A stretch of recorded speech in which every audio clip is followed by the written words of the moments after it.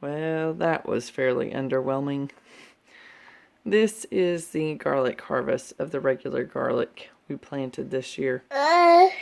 Yeah, ugh. Honestly, we got the garlic in really late, so we already knew that it was, just an experiment to see if anything came of it. But then we stayed wet for so long that the weeds just overtook before we could really get into the garden. And essentially these were shaded out by the grass and the weeds. So we did open one, bless you baby girl, and there are tiny cloves in there, but these look more like shallot bulbs. But they are teeny tiny garlic bulbs. They're just all very, very small. They should have gotten at least as big as these cloves that we still have left on this one braided set of garlic. So they should have been at least an inch in diameter, and they're like half an inch in diameter, to the point you can't even see the individual cloves. Like here we've got the little bumps that show the individual cloves, whereas on the ones that we just harvested, it's just smooth and round. Now that Gwenny is in the cart, we'll go check out the spot where the cloves grew. Ooh, good balance, baby girl. So we harvested, let's see, not yesterday, because today's Sunday. We harvested Friday. Our family has been sick with pink eye. Well, this week it's been Justin and me being sick with pink eye. Gwen and Malachi had it the week before, but we didn't know for sure it was pink eye until a little bit later on, and then we thought they were over it, and we didn't think we were catching it, and then we did pass it on to family members, and it's just been all kinds of craziness. Right, Gwenny? Yeah. Okay, so now we're here. This right here is the spot where the garlic grew. And all those weeds are from this patch where the garlic grew. So as you can see, that was some major competition. It basically looked like that where the Monarda or bee balm is, where it just looks like weedy grass. So I mean, it's no wonder that the harvest was underwhelming for the garlic. But excuse me, there wasn't really a whole lot we could do with the way everything turned out. Now, what I am excited about is we do still have the elephant garlic. This is the one that we planted even later, and the stuff we got from my parents that was in an abandoned homestead house, and has been abandoned for probably 30 years or more. And it's doing pretty well. We will at least get some garlic heads out of there, and so we'll just keep multiplying. I've been debating whether or not I want to leave one or two in there just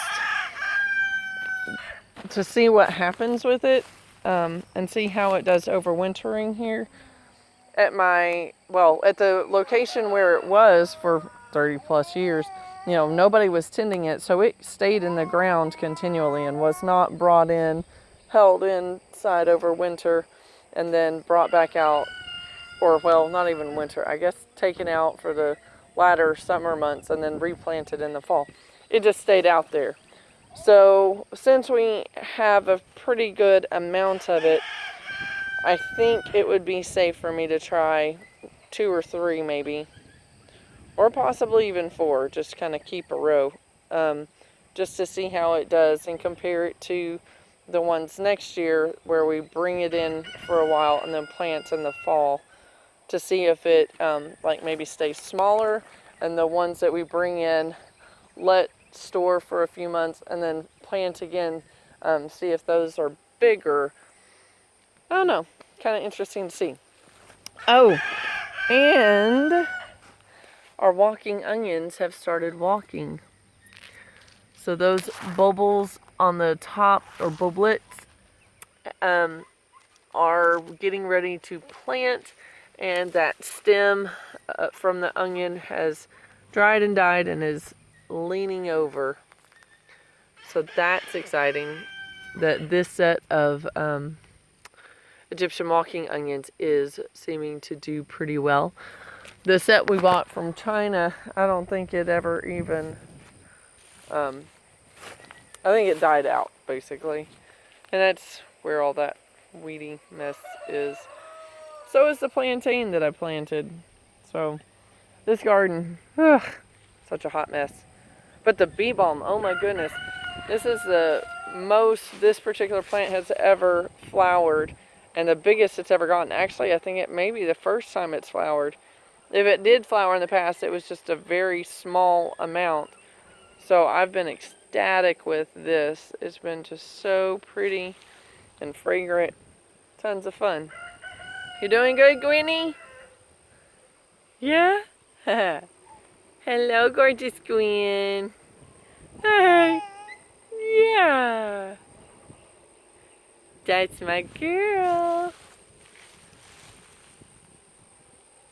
Good girl. Justin and Malachi are still sleeping. Hey, Gwenny, just be careful, okay? Be careful, sweet girl.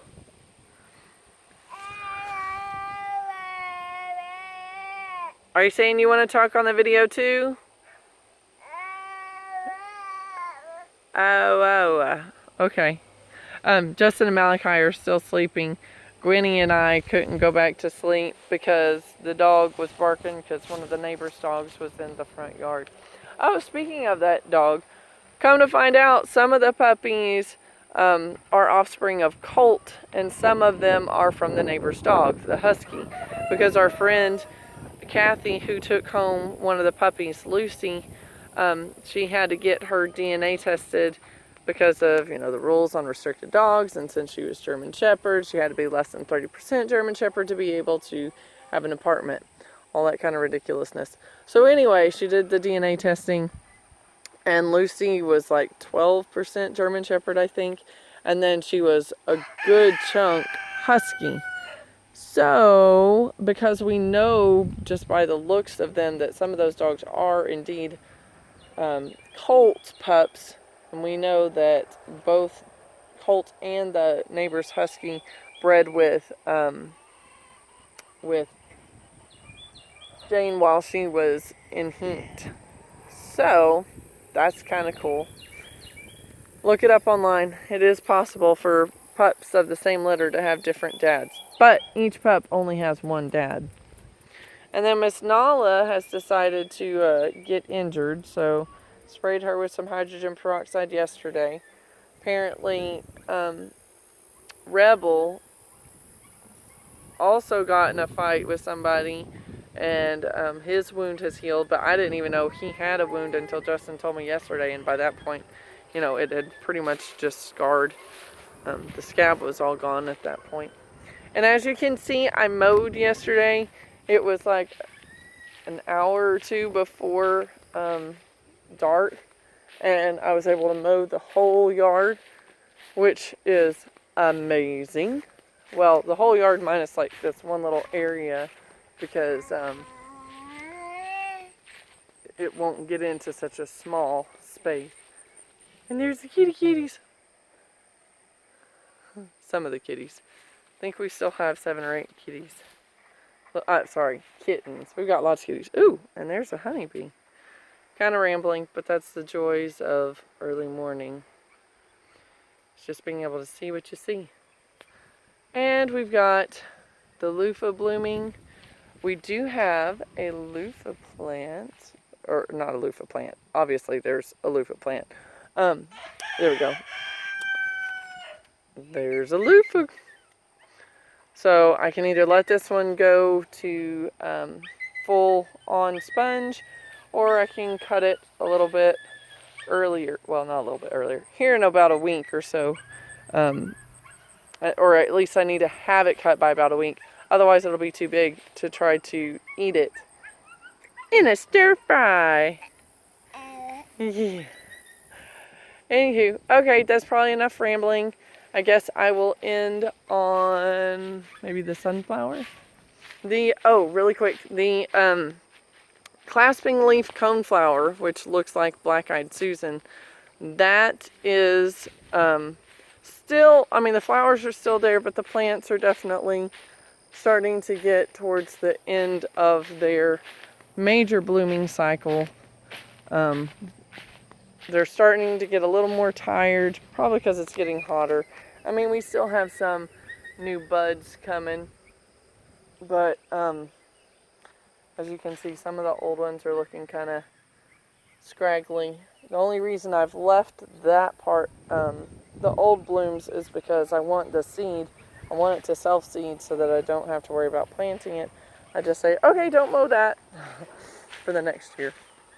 But Gwenny, be careful, miss. Anyway, alright, we're going to end on those sunflowers. And there y'all go. God bless and have a great day. We'll talk to you next time.